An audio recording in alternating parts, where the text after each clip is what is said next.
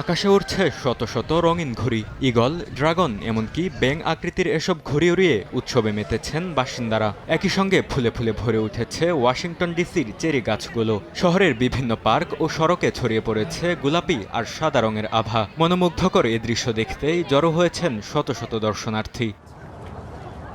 প্রতি বছর মার্চের শেষ থেকে এপ্রিলের শুরুর সময়টায় পূর্ণ বিকাশ পায় চেরি ফুল, যা বার্তা দেয় বসন্তের আগমনের। তখনই ওয়াশিংটন মনুমেন্টের আশেপাশে শুরু হয় বার্ষিক ঘুড়ি উৎসব। পরিবার পরিজন নিয়ে দর্শনার্থীদের উপস্থিতিতে উৎসব মুখর হয়ে ওঠে পুরো এলাকা।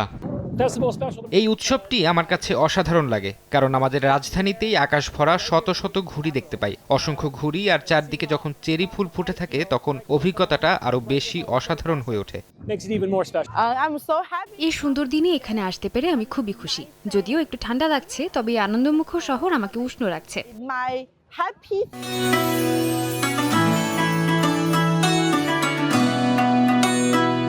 এ সময়টাতে অন্তত 15 লাখ মানুষ ভিড় করেন ওয়াশিংটন ডিসিতে। শহরের হোটেল রেস্তোরাঁও তখন কর্মব্যস্ত হয়ে ওঠে। এই চেরি ব্লসম কেবল ফুলের সৌন্দর্যই নয়, বরং অর্থনীতিতেও গুরুত্বপূর্ণ ভূমিকা রাখে।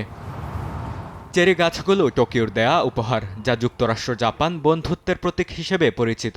বসন্ত এলেই প্রাকৃতিক সৌন্দর্যের সঙ্গে জড়িয়ে যায় ইতিহাস ও সংস্কৃতির এক অনন্য মেলবন্ধন। বরকতুল্লাহ, সময় সংবাদ।